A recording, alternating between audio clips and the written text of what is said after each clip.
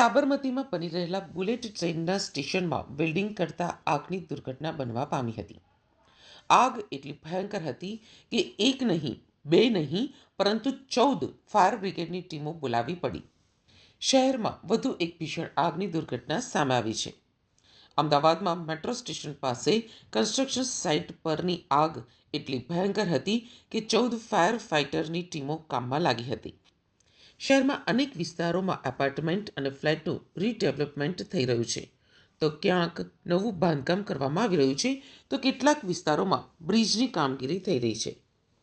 તે દરમિયાન Sabarmati metro station પાસે કન્સ્ટ્રક્શન સાઇટ ઉપર અચાનક જ આગ લાગી હતી અને આ સાઇટ પર લાકડાનો સામાન વધુ હોવાના કારણે આગે વિકરાળ સ્વરૂપ ધારણ કર્યું હતું.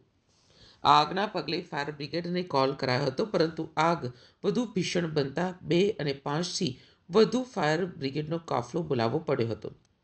ભારે મથામણ બાદ 14 ફાયર બ્રિગેડની ટીમોએ મહામહેનતે આગ ઉપર કાબૂ મેળવ્યો હતો.